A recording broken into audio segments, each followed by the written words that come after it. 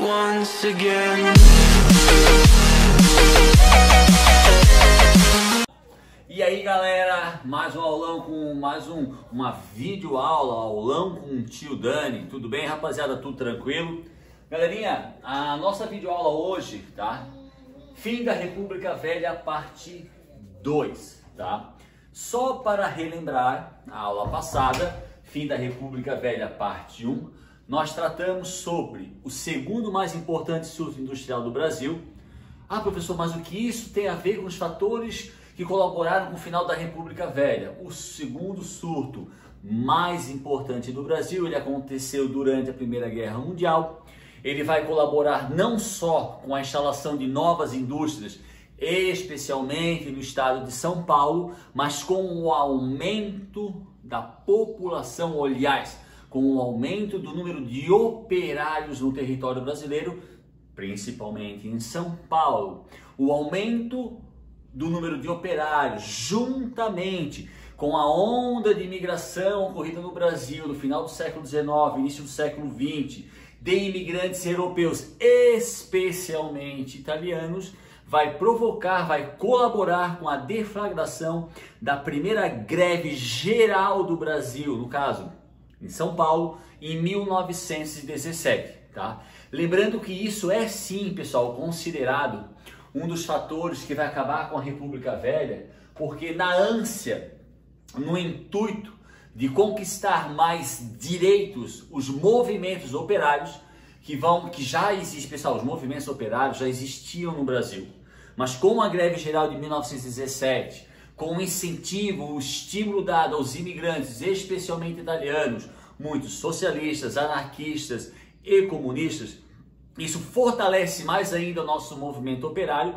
que na busca por direitos vai enfraquecer de forma gradual e paulatina politicamente a República Velha. Outro fator que nós analisamos em República Velha, parte 1, o movimento tenentista. Não se esquecendo, pessoal, que na República Velha, parte 1, antes da gente analisar o movimento tenentista, que foi um movimento que nasceu dentro de alguns setores do Exército Brasileiro, a gente não pode esquecer de forma nenhuma, meus queridos, o movimento tenentista não é um movimento da instituição Exército Brasileiro. Foi um movimento deflagrado, foi um movimento que ocorreu em alguns setores do Exército Brasileiro, especialmente composto, aliás, principalmente por soldados, cabos, sargentos, tenentes, capitães e alguns poucos generais, tá? Esse movimento que surgiu lá por 1915, 16, ele vai se fortalecer no início da década de 20, especialmente durante e após a campanha que elegeu para presidente do Brasil Arthur Bernardes. Mais uma vez, pessoal, vou enfatizar o que foi dito em Fim da República Velha, parte 1. O governo de Arthur Bernardes, desculpa pessoal, de 1922 a 1926, é considerado pelos historiadores como um período mais opressivo e mais repressivo dentro da República Velha. E é nesse contexto que o movimento tenentista vai se fortalecer, é nesse contexto do governo de Arthur Bernardes, principalmente ali no ano de 1922, que o movimento tenentista se torna público. Isto é, a população brasileira passa a conhecer o movimento tenentista, principalmente devido à revolta dos 18 do Forte de Copacabana. Depois nós analisamos o que, pessoal? Nós analisamos a Revolução Paulista, 1924, considerada até hoje a maior batalha urbana já realizada na América Latina. Analisamos também Fim da República Velha, parte 1, a Revolução no Rio Grande do Sul de 1923, entre Maragatos de Francisco Assis Brasil contra o presidente, isto é, o governador do estado de São Paulo, Borges de Medeiros Chimango.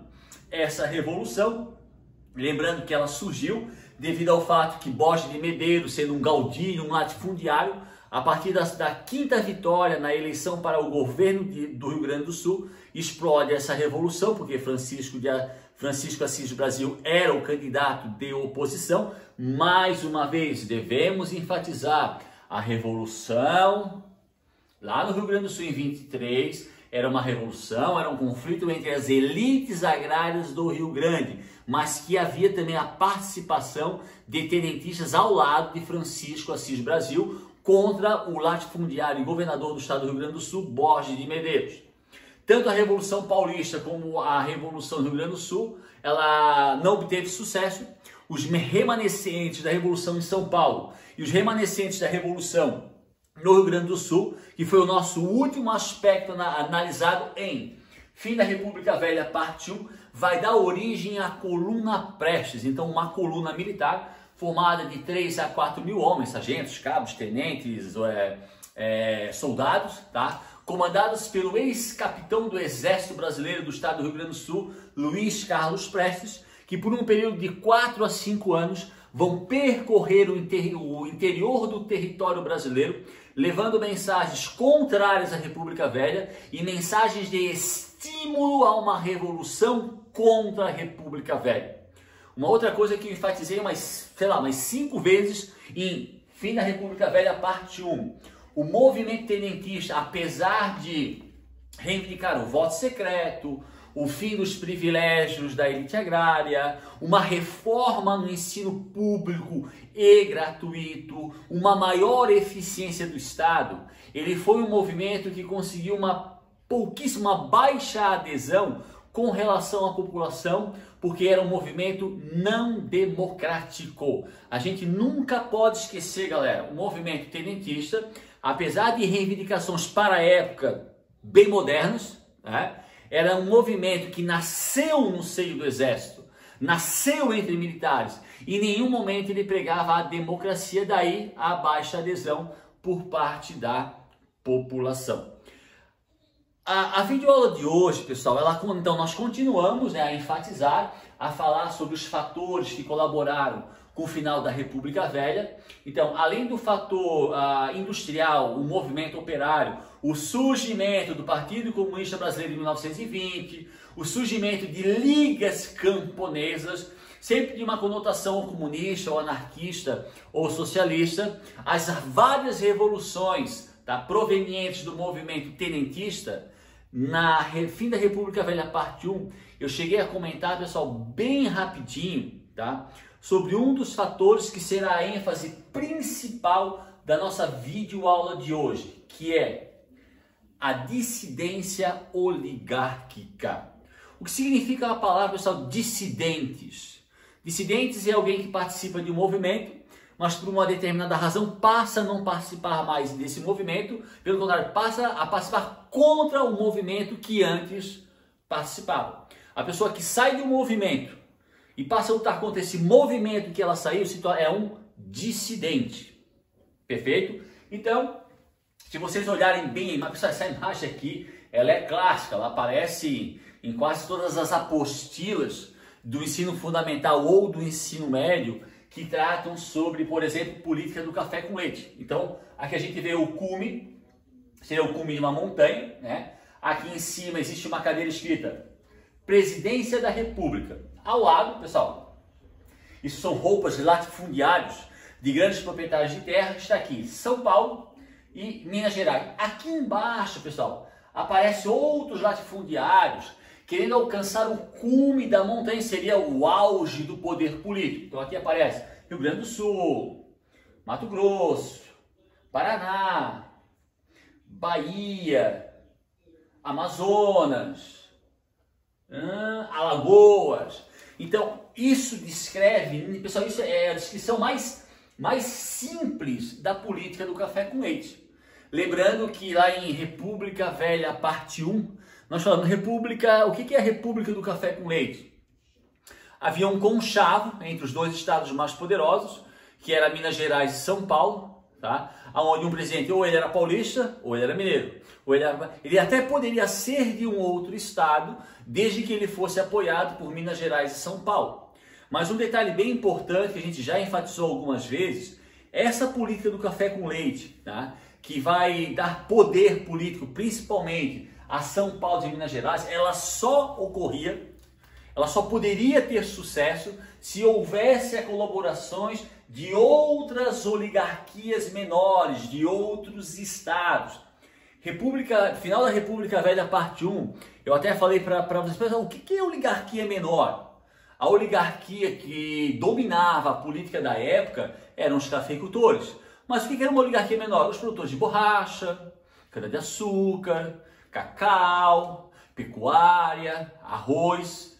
Lembrando que as nossas exportações na época, entre 80% a 90%, eram baseadas no café. Mas existiam outras oligarquias com um poder menor, era um poder mais em nível municipal e estadual. O poder de São Paulo e Minas Gerais era um poder mais em nível nacional. Então, a política do café com leite, ela só funcionava, ela só poderia ocorrer se São Paulo e Minas tivessem um apoio de outras oligarquias. E é a partir dessa análise, desses aspectos, que nós vamos dar início ao fim da República Velha, parte 2, e vamos dar continuidade aos fatores que colaboraram com o final da República Velha, enfatizando nesse momento a insatisfação das pequenas oligarquias. Oligarquias dissidentes. Como eu já falei para vocês no início da aula, o que é ser um dissidente? É alguém que pertence a um movimento, por alguma razão qualquer sai desse movimento, ele se torna um dissidente e passa a lutar contra esse movimento. Essa pessoa que se chama dissidente. Oligarquias dissidentes, insatisfação de outras oligarquias. Aí eu dei um exemplo, a oligarquia de cacau, cana-de-açúcar, o gado, a borracha, dentre outros. O que significa isso, pessoal? Com o passar do tempo, a política do café com leite, tá? Ela focava isso em nível nacional, poder político em nível nacional, em São Paulo e Minas Gerais. As outras oligarquias que colaboravam com o funcionamento da política do café com leite, eles tinham um poder em nível municipal, em nível estadual, mas com o passar do tempo, essas pequenas oligarquias, pequenas se comparadas aos cafeicultores, mas nas suas áreas de atuação, o poder dessas pequenas oligarquias era gigantesco. Exemplo, lembram da Revolução de 1923, entre os Maragatos e os Chimangos, os Maragatos Francisco Assis Brasil contra o Borges de Medeiros, que foi governador do estado do Rio Grande do Sul por 5 vezes consecutiva. Ele era considerado uma dessas oligarquias pequenas, pecuaristas, mas que dentro do estado do Rio Grande do Sul tinha um poder gigantão. Quando nós falamos pequenas, fazendo uma comparação ao poder dos cafeicultores. Mas na verdade, pequenas elas não eram, beleza? Um outro detalhe que eu enfatizei, se eu não me engano, em República Velha, parte 2, pessoal. Lembra que o cenário político brasileiro da República Velha, em nível nacional, é claro, ele era dominado por mineiros e paulistas. Mas havia um terceiro estado que corria por fora, que era o estado do Rio Grande do Sul, pessoal. Então existiam os outros estados, São Paulo e Minas, e nesse meio havia um terceiro estado mais poderoso, que era o Rio Grande do Sul. Não é à toa, né, pessoal, que a República Velha, ela vai acabar em outubro de 1930, quando vai ser deflagrada, vai ser liderada por Getúlio Dornelles Vargas, um movimento revolucionário que vai derrubar o presidente Washington Luiz, vai por fim à República Velha e vai dar início à Era Vargas. Vargas, Getúlio Dornelles Vargas, que nasceu aonde, meus queridos? Município de São Borja, município do Rio Grande do Sul, fronteira com a Argentina, e Getúlio Vargas é proveniente de uma família de latifundiários. Então eu estou dando ênfase nisso para vocês perceberem que o domínio nacional estava nas mãos de Minas Gerais e São Paulo, mas havia um terceiro estado que corria por fora, que era o estado do Rio Grande do Sul. Maravilha? Então, pessoal, as oligarquias dissidentes, a dissidência, quer dizer, a não participação mais de algumas pequenas oligarquias com relação à política do café com leite é sim, pessoal, um dos principais fatores que vai colaborar com o enfraquecimento gradual e paulatino da República das Oligarquias, tá? Vou dar um exemplo, pessoal. Em 1910, tá, acontece uma campanha, uma eleição para presidente. Só que em 1910, tá, houve um racha, não houve um consenso entre São Paulo e Minas Gerais em quem seria o presidente da República. Os paulistas optaram por Rui Barbosa. Rui Barbosa, nosso primeiro vice-presidente, o nosso primeiro ministro da Fazenda, responsável pela fracassada política do encilhamento baiano, proveniente da burguesia industrial. Rui Barbosa foi a opção de São Paulo na eleição presidencial de 1910. Minas Gerais, influenciado pelo estado do Rio Grande do Sul, por isso que eu dei uma ênfase no Rio Grande do Sul há 2 minutos atrás, os mineiros influenciados pelo Rio Grande do Sul, eles lançam para candidato o Marechal, ó pessoal, os nossos 2 primeiros presidentes, o Marechal Deodoro da Fonseca, o nosso segundo presidente da República, Floriano Peixoto. Se a gente falar, quem foi o nosso terceiro presidente, aliás, o nosso terceiro presidente militar da República, o Marechal Hermes da Fonseca.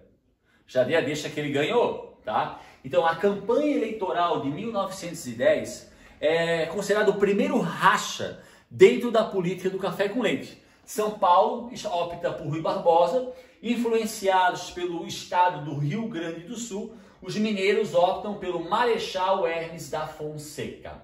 Pessoal, essa campanha eleitoral, ela tem um nome bem peculiar, nós chamamos de campanha civilista. Rui Barbosa, pessoal, Rui Barbosa, ele é baiano, né? Um membro da burguesia industrial e uma pessoa muito influente dentro das áreas urbanas do Brasil. Então o nome de Rui Barbosa era um nome muito cotado, um nome muito prestigiado dentro das cidades brasileiras. Só que nós não podemos esquecer, meus queridos, que na época 1910, aproximadamente 80% da população brasileira vivia na área rural. Essa campanha, pessoal, tá? Além de ser considerado o primeiro racha entre São Paulo e Minas Gerais, foi a primeira vez que um candidato realmente fez campanha. O que significa isso? Comícios, foi até as praças, chegou até o eleitor, fez propaganda, porque até então, pessoal, era um candidato, né, que era um consenso. Minas e São Paulo chegavam a um consenso de um nome. Essa pessoa que era o candidato de Minas e São Paulo ou da política do café com leite não precisava fazer campanha. Não existia comício, ali o tete-a-tete com o eleitor, porque aquela pessoa ia ganhar.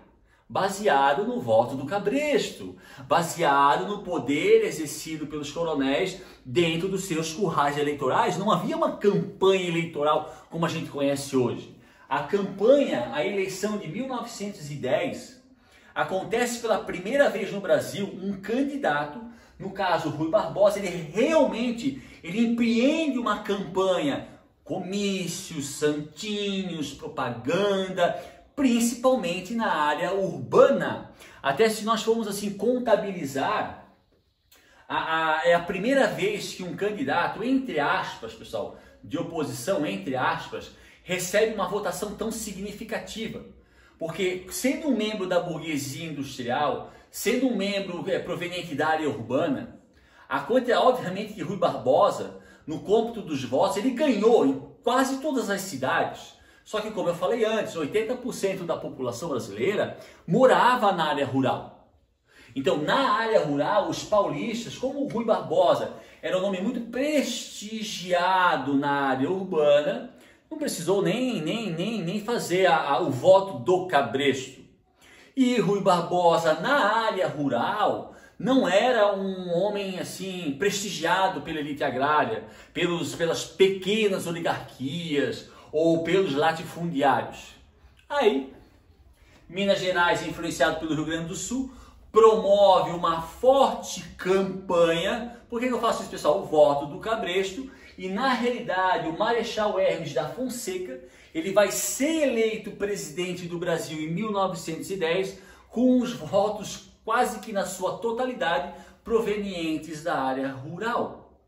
Então a primeira campanha, chamada Campanha Civilista de 1910, entre o candidato de São Paulo, Rui Barbosa, que é a primeira campanha onde há um racha na política do café com leite, essa campanha vai se sair vitorioso o Marechal Hermes da Fonseca, especialmente devido ao voto da área rural e muito também em função do nome Rui Barbosa, seu nome muito pouco prestigiado, muito fraco entre os grandes proprietários de terra.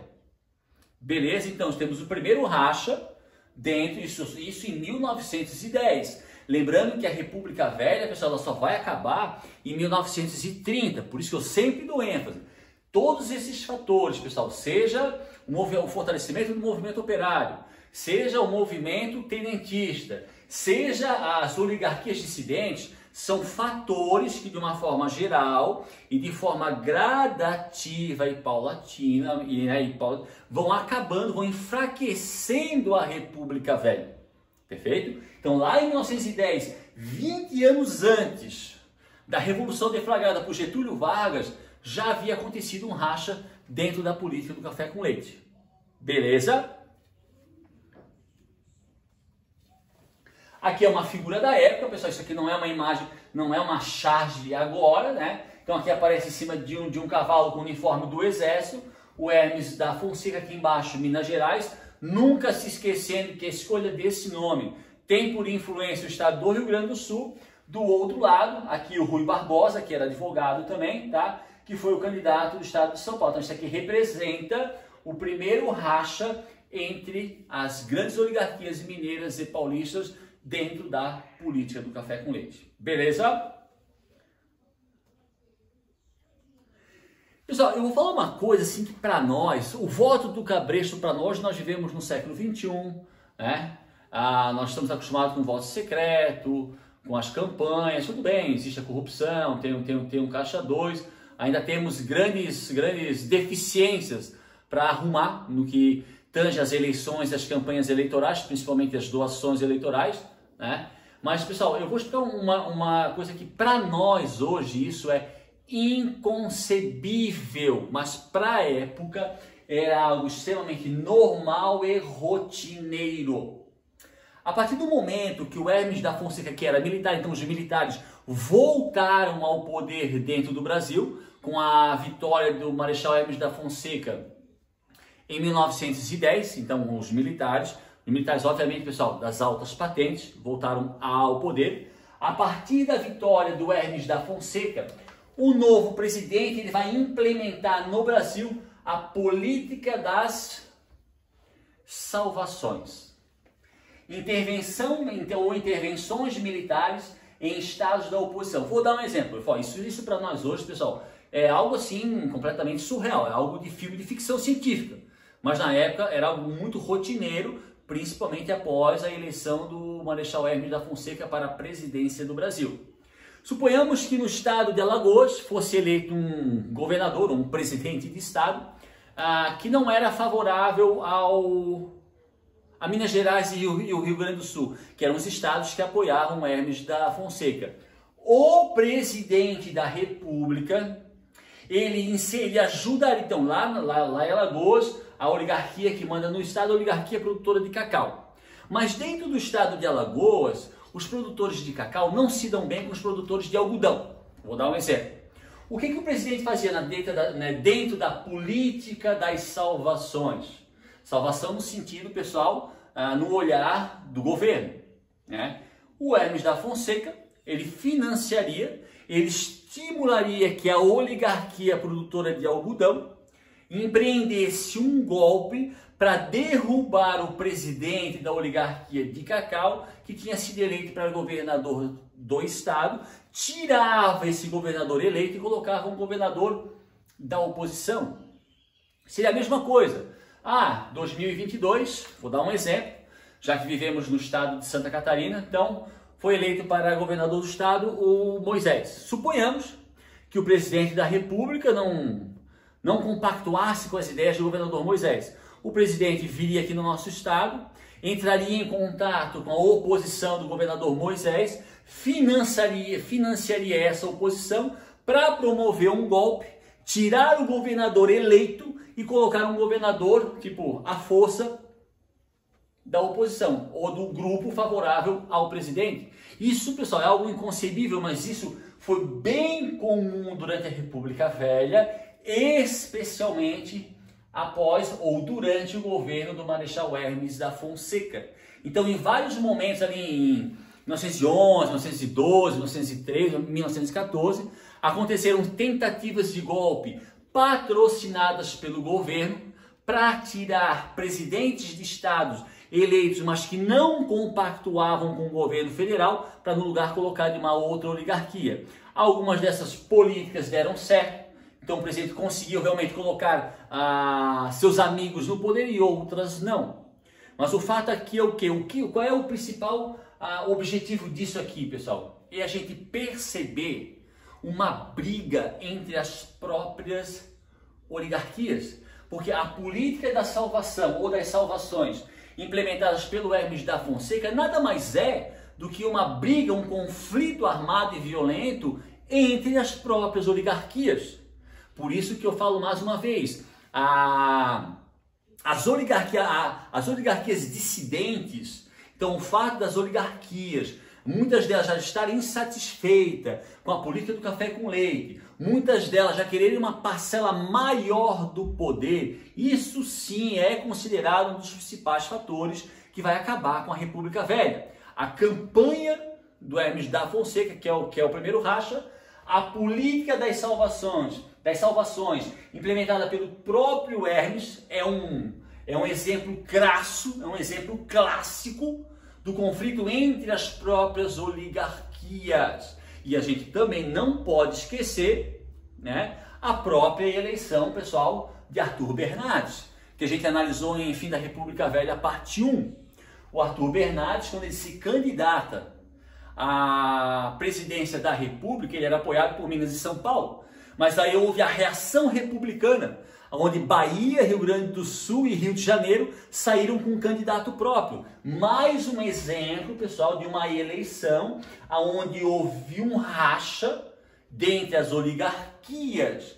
Isso já tinha acontecido lá em 1910. Isso vai acontecer com a política das salvações. Isso vai ser escrachado para a sociedade com a eleição para presidente de 1900, que apesar da reação de alguns estados, o Hermes da Fonseca, obviamente, o Arthur Bernardes, obviamente, pessoal, baseado no voto do Cabrecha, apoiado por Minas e São Paulo, principalmente na área rural, vai se tornar presidente do Brasil e vai governar no período mais obscuro da República Velha. Mas já percebemos que ali, ó, de 1910 a 1922, são 12 anos, pessoal, onde estão acontecendo os frequentes conflitos e violentos entre as próprias oligarquias, inclusive entre São Paulo e Minas Gerais.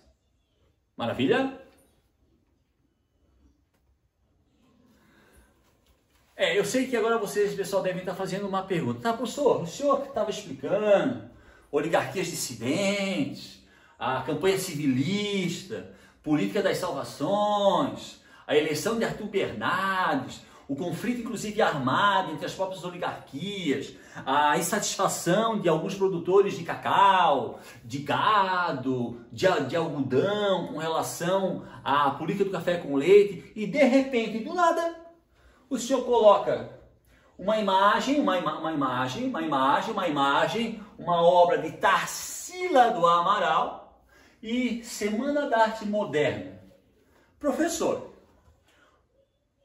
a videoaula, Fim da República Velha, parte 2, ela tem como objetivo descrever fatores que colaboraram com o final da República Velha. Sim. O que a arte tem a ver com isso, professor?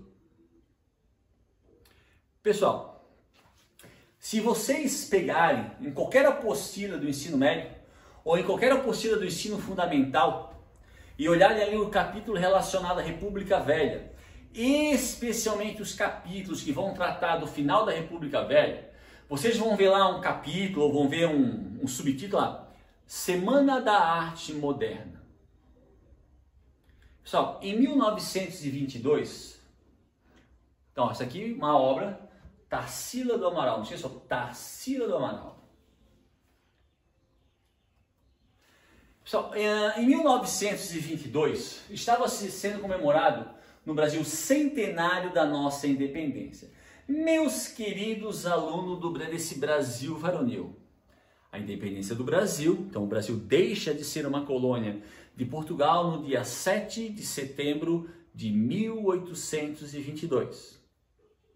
No ano de 1922, o Estado brasileiro, o governo das oligarquias, eles resolveram fazer um grande evento em nível nacional para comemorar o centenário da nossa independência. Então, estava se comemorando 100 anos da independência do Brasil. Por exemplo, essa foto, se vocês olharem aqui, pessoal, aqui é o Pão de Açúcar, então estamos na cidade do Rio de Janeiro, capital do Brasil na época, tá? E aqui a gente vai ver, ó, exposição do centenário, pessoal, essa obra, esse prédio, vou chamar de prédio, mas essa obra aqui para a época era uma obra extremamente moderna, tá? Eu até, alguns anos atrás, pessoal, uns 3 ou 4 anos atrás, quando a TV Escola tinha qualidade, porque infelizmente nos últimos 5 anos, tá? A TV Escola perdeu muita a qualidade. Eu posso falar isso, pessoal, porque eu era um fã da TV Escola. Então, uns 5 anos atrás, eu assisti na TV Escola um documentário que falava sobre esse centenário da nossa independência. E assim, ó, os eventos que o governo promoveu, principalmente na cidade do Rio de Janeiro, por ser a capital do Brasil, para essas comemorações foi algo assim, ó, extraordinário. No caso, a foto é antiga, então ela está um pouquinho fosca, mas toda essa estrutura, que são prédios belíssimos, ela foi construída para essa exposição. Não era uma questão que existia e foi usada para fazer a exposição, ela foi construída com esse fim. Construíram assim uma área significativa de construções para a época extremamente modernas e suntuosas para comemorar o centenário da independência através do quê? De exposições de máquinas industriais, exposições de tecnologia, inclusive no documentário, tá? Aqui eles começaram também a expor coisas relativas ao avião. O avião vai surgir ali por volta de 1906, então o avião era uma máquina muito recente, então havia a tecnologia ligada à aviação, era algo muito novo, muito extraordinário, e ela foi apresentada aqui, nesses salões. E essa exposição em 1922, tá, para comemorar o centenário da independência, ela teve como visitante ilustre Santos Dumont. Santos Dumont, que morava na França, veio da França até o Brasil para prestigiar a exposição em homenagem ao centenário da nossa independência. E isso, pessoal, na cidade do Rio de Janeiro. Em São Paulo, no Teatro Municipal de São Paulo, se organizaram exposições artísticas e acho que eles chamam de recital de poemas, para também lá em São Paulo homenagear o centenário da nossa independência. O foco principal do evento, pessoal, é o Rio de Janeiro por ser a capital, tá? Mas em São Paulo, que era uma cidade importantíssima, também houveram eventos com o intuito de homenagear, de comemorar o centenário da nossa independência. E no Teatro Municipal de São Paulo foi organizada por jovens artistas, homens e mulheres, uma exposição de arte e recitais de poema. Eu acho que é assim que se fala, né? Recitar poema. Tá? Desculpa a minha ignorância, pessoal. Desculpa a minha ignorância. Tá? Só que o Teatro Municipal, pessoal, não digo hoje, mas na época, era um local, era uma área muito frequentada pela elite paulista. Principalmente pela elite cafeicultora. Afinal de contas, estamos falando do estado de São Paulo durante a República Velha. E na época, pessoal, essa elite, eles tinham o costume de frequentar exposições de arte. Não que as pessoas, não que essa elite, na sua maioria, se interessasse ou conhecesse arte. Porque toda exposição de arte, especialmente realizada dentro do Teatro Municipal, era um evento onde estavam ali vários jornais, rádio, revistas, e obviamente que a elite paulista queria aparecer em rádios, jornais, revistas. Então uma boa parte desse público de elite que frequentava essas exposições não estava lá pela arte em si, mas para a autopromoção. E um outro detalhe, boa parte, pessoal, a grande maioria dessa arte que era exposta dentro de locais como o Teatro Municipais, eram artes europeias e eram artes que não retratavam a realidade do Brasil. Eu dou sempre um exemplo bem simples. A arte retratava uma família branca, fazendo um piquenique, uma casa suntuosa, passeios a cavalo, caças à raposa, como não sei se ainda hoje é tradição na Inglaterra. Então era uma arte muito europeia e que mostrava a vida e a realidade de vida da elite. Não mostrava o Brasil, o povo brasileiro. Tanto é que eu pego essa obra tem...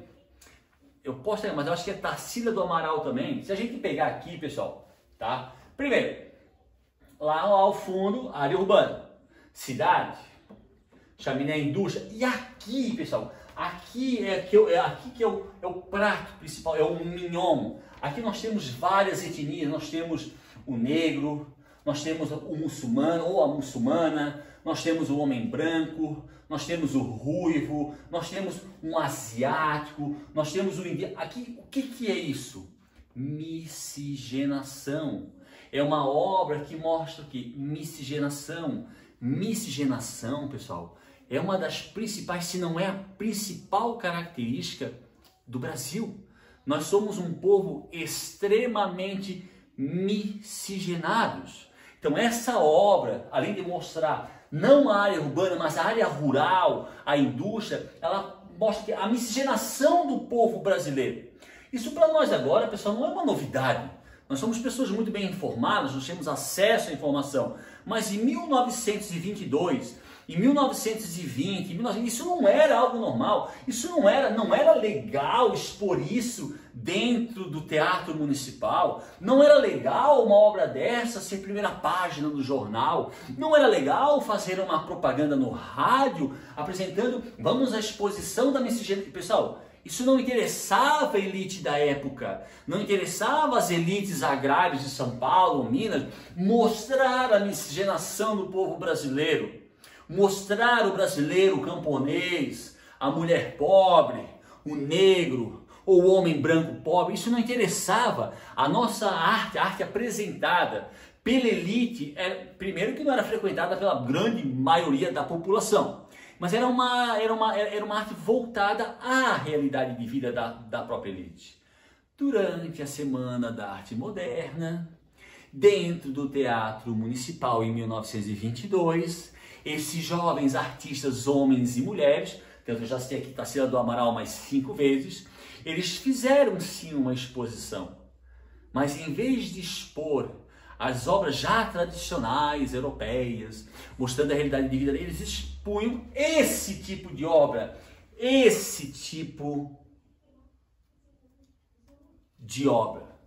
que para a elite, pessoal, a repercussão da Semana da Arte Moderna, que aconteceu no Teatro Municipal, em São Paulo, em 1922, em comemoração ao centenário da República, ela repercutiu na imprensa de uma forma extremamente negativa.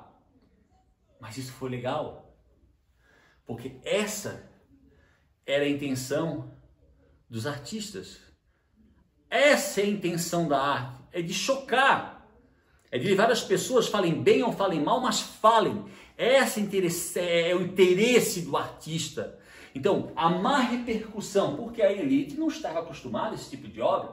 A elite não estava acostumada a ver a miscigenação, ver lá o quadro com um camponês, um quadro com uma mulher meio distorcida, com cacto. Não estava, isso chocou a elite, chocou a imprensa. E no outro dia eram críticas negativas à Semana da Arte Moderna, que foi muito bem acolhida pelos jovens artistas.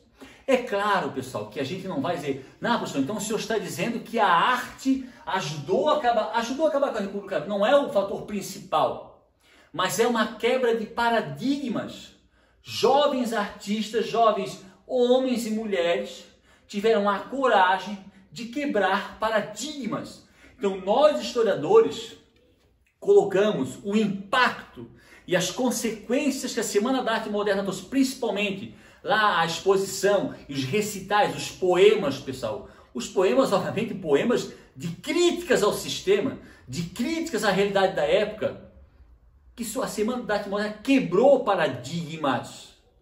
Por isso que ela é considerada por nós historiadores como um dos fatores que vai sim colaborar com o final da República Velha. Porque a partir do momento que jovens artistas têm a coragem de uma semana tão importante, numa semana tão mostrada na imprensa, resolver quebrar paradigmas, mostrando obras que não eram aceitas pela elite, isso vai obviamente incentivar outros jovens artistas ou outros jovens políticos a fazerem a mesma coisa.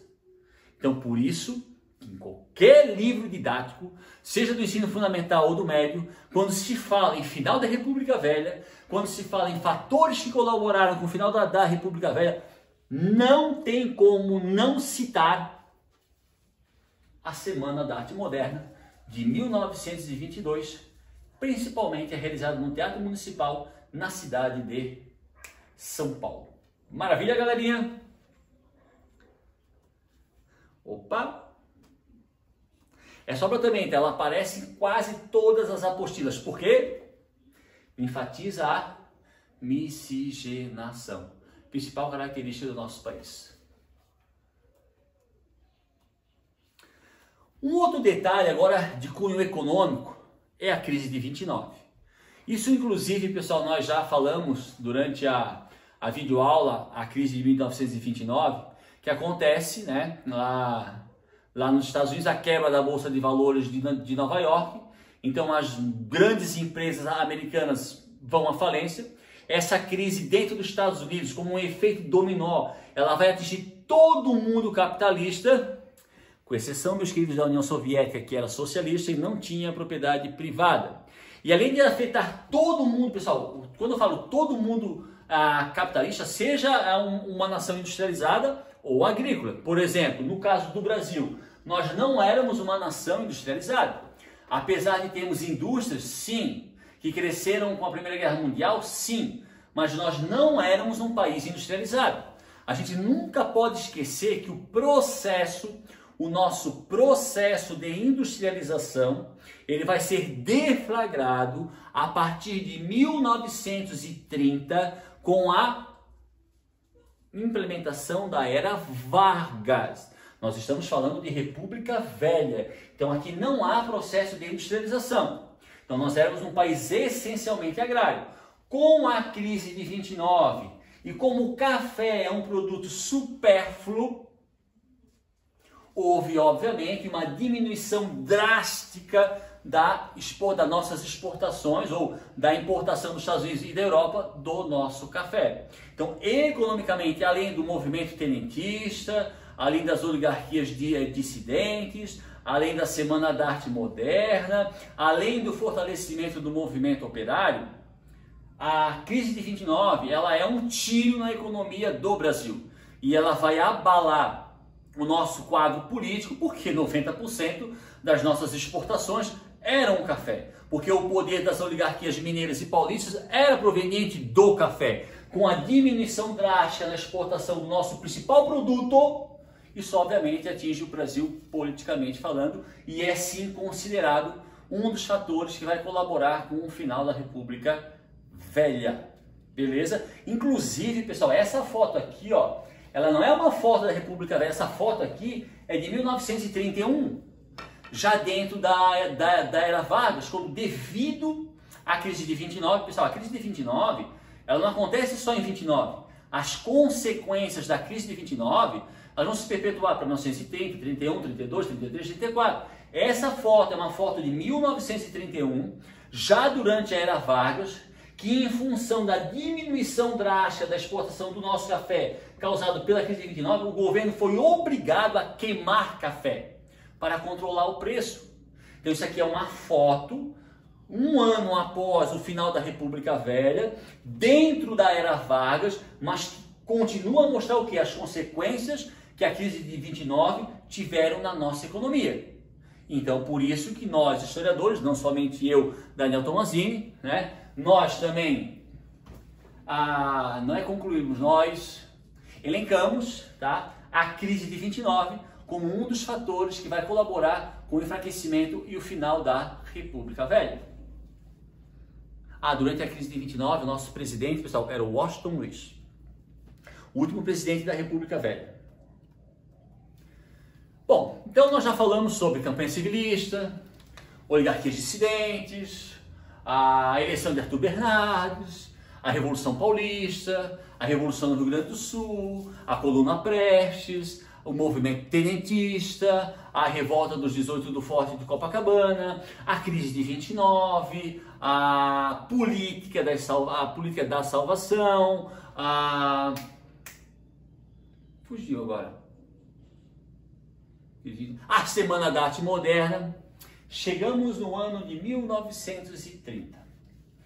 Em 1930, pessoal, a situação política, a situação econômica e social do Brasil não era das melhores. Isso em razão de tudo que eu falei agora, todos os fatores que eu citei agora. Em 1930 vai acontecer uma eleição para presidente. Essa eleição, pessoal, nessa eleição é o segundo racha entre São Paulo e Minas Gerais, mas é um racha definitivo.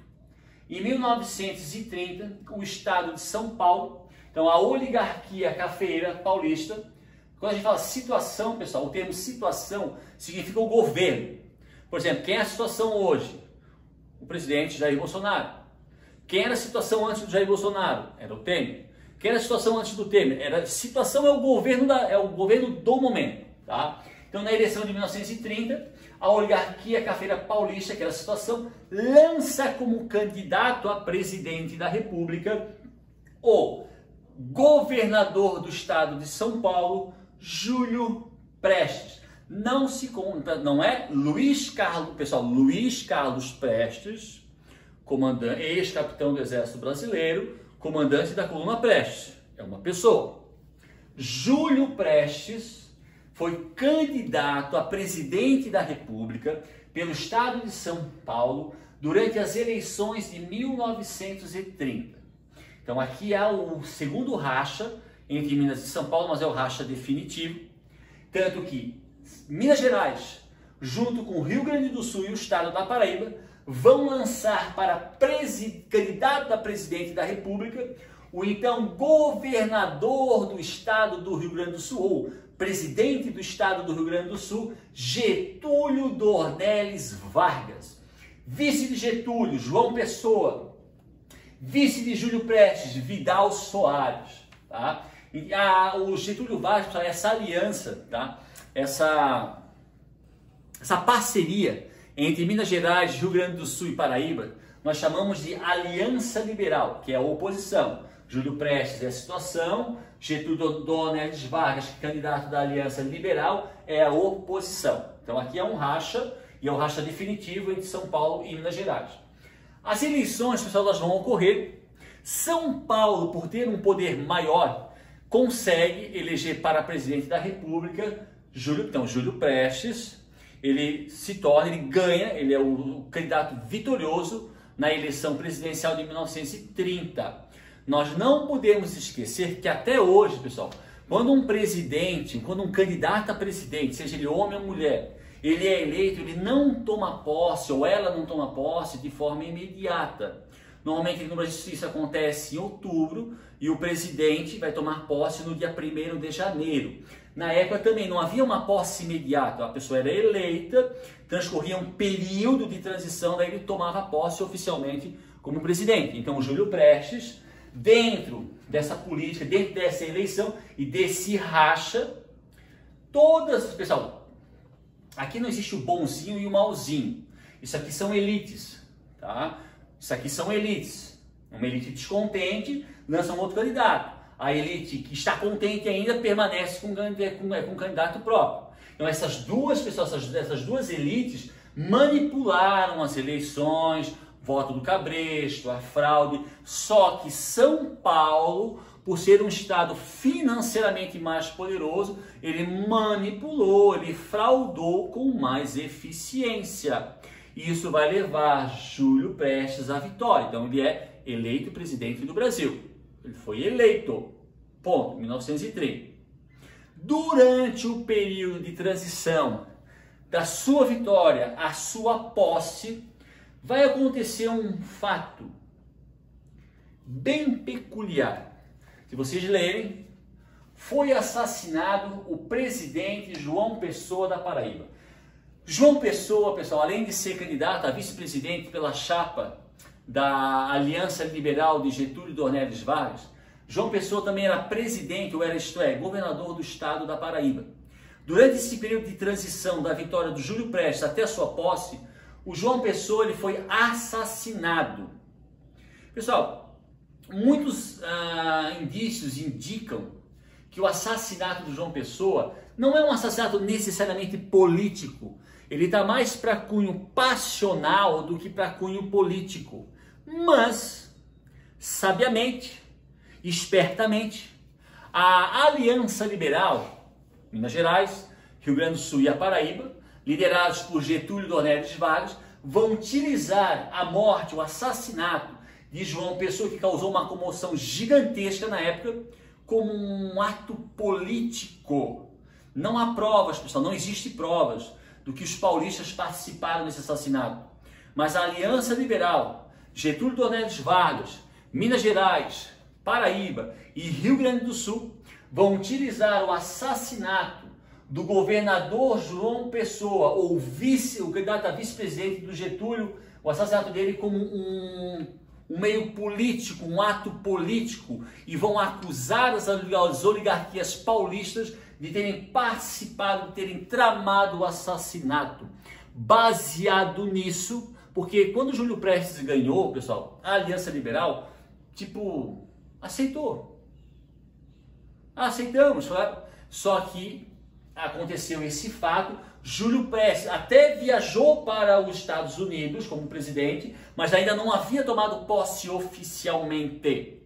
Acontece esse fato, o assassinato de João Pessoa, candidato a vice pelo Getúlio Vargas, é usado como um ato político. Baseado nisso, uma parte significativa do Exército, inclusive, meus queridos, muitos membros do movimento tenentista, mais o estado de Minas Gerais, mais o estado da Paraíba, mais o estado do Rio Grande do Sul, pessoal, poucas pessoas falam isso.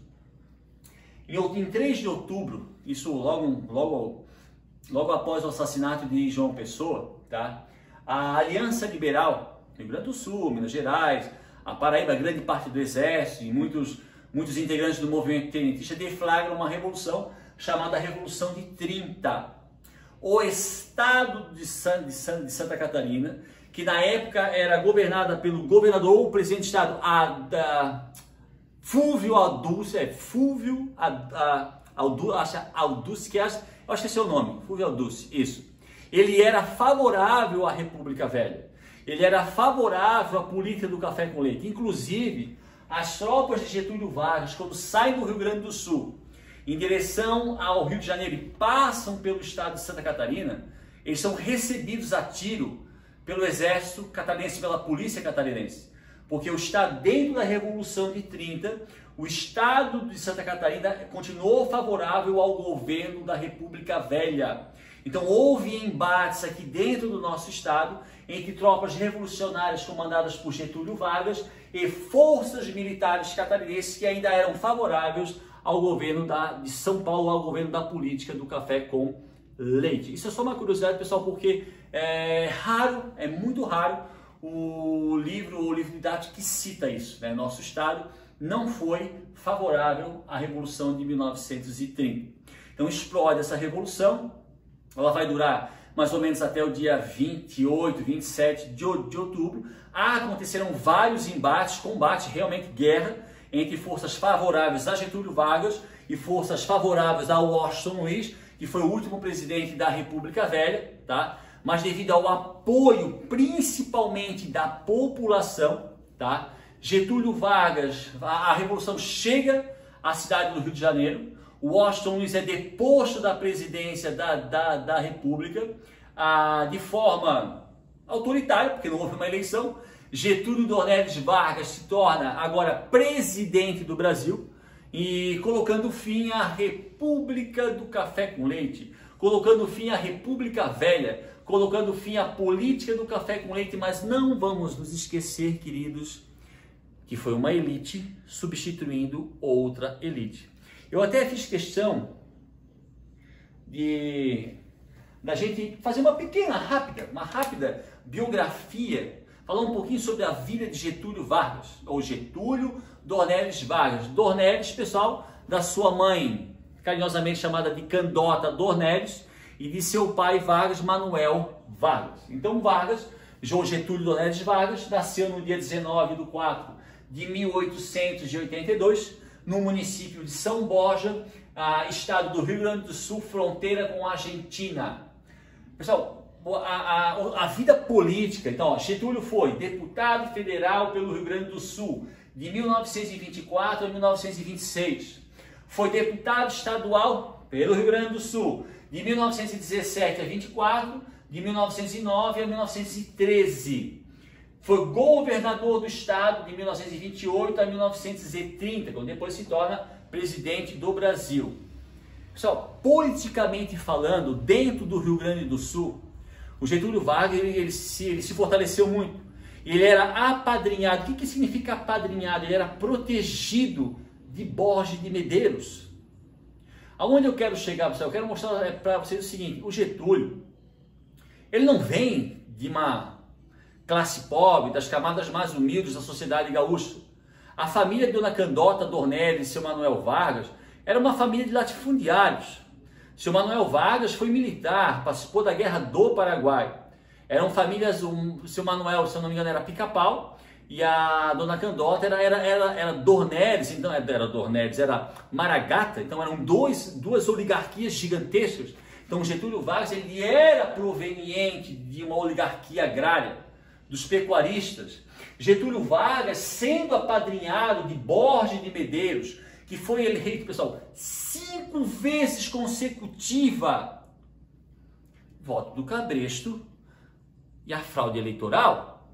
E a vida política do Getúlio dentro do Rio Grande do Sul, ela foi protegida, ela foi financiada, ela foi apoiada por Borges de Medeiros. Aonde eu quero chegar? O Getúlio Vargas, pessoal, ele era um membro, ele participou ativamente da política do café com leite, tanto é que entre o ano de 1926 a 1927, Getúlio foi ministro da Fazenda de Washington Luiz.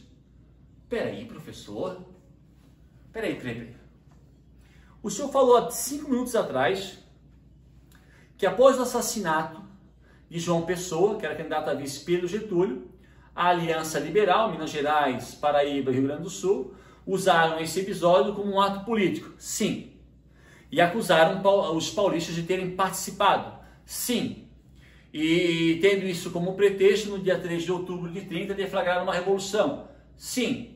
Essa revolução, após mais ou menos 1 mês de combate, não só derruba o Washington Luiz, acaba com a República Velha e coloca o Getúlio no poder. Sim.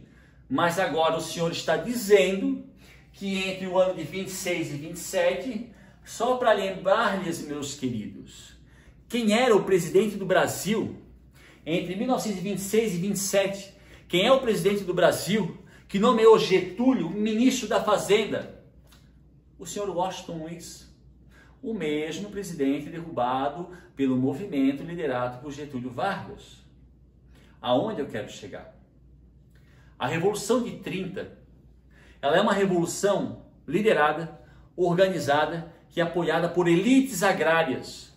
O próprio Getúlio, fazendo esse rápido histórico, ele vem de uma elite agrária muito forte no Rio Grande do Sul, tendo como um padrinho um baita latifundiário, que foi governador do estado do Rio Grande do Sul por 5 vezes consecutivas, além de ter ganhado a Revolução de 1923.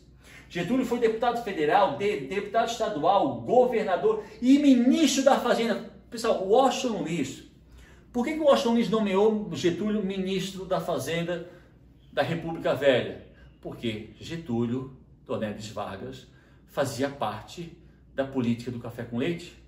Getúlio cresceu, Getúlio se desenvolveu, Getúlio se destacou no cenário político dentro da República Velha, apoiando as oligarquias, apoiando a política do café com leite. Só que, como ele e outras oligarquias, com o passar do tempo, começaram a ficar insatisfeitos porque queriam uma fatia maior do poder e passaram a apoiar cada vez menos a política do café com leite. Então não se engane, a Revolução de 30 não acaba com um governo oligárquico para começar um governo popular, não. É o fim de um governo de algumas oligarquias e é o início de um governo de outras oligarquias. Só que, obviamente, o foco principal do Getúlio durante a Era Vargas é a indústria. Então, uma das classes sociais que mais vai se fortalecer com Getúlio Vargas é a burguesia industrial. Mas não se engane, a elite agrária continua a ter poder. Só que dentro da Era Vargas, essa elite agrária vai ter que obedecer os ditames de Getúlio Vargas. Então, continuam tendo poder, mas agora sob as asas de Getúlio Dornelles Vargas. Então a Revolução de 30, ela acaba o governo das oligarquias e dá início ao governo de outras oligarquias. Mas a Era Vargas, meus queridos, agora é uma outra história. Então aqui nós chegamos ao final da República Velha, um assunto um tanto quanto longo nas apostilas de história de qualquer colégio, pessoal, é assim em qualquer colégio.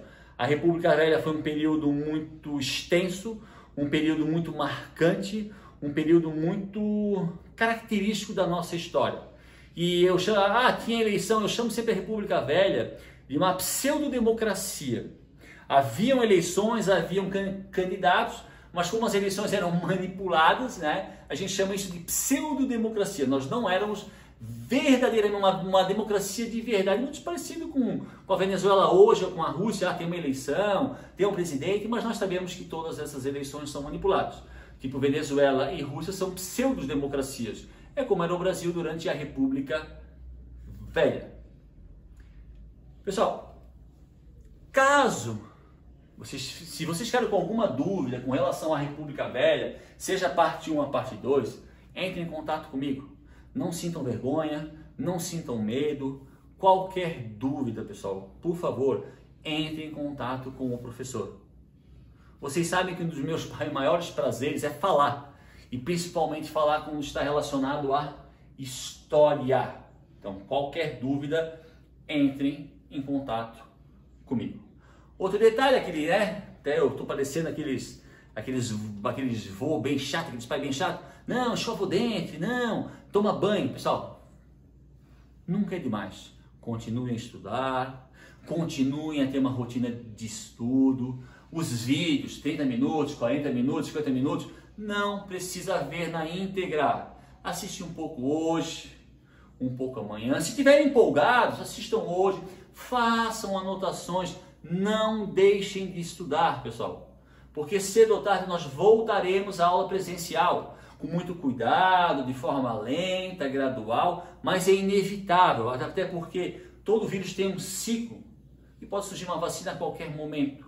Então continue a estudar, façam anotações, leiam, criem uma rotina de estudo. Beleza? E como sempre, não se esqueçam de curtir, pessoal, tá? Se inscrevam no canal, valorizem esse trabalho. Eu e todos os professores, nós fazemos com muito carinho. Valorizem, pessoal, valorizem. Então, se inscrevam, curtam. Se quiserem indicar para outros colegas que querem, tem algum vídeo interessante, eu tenho lá do tio Dani. Conhecimento nunca é demais. Conhecimento é que nem água e comida.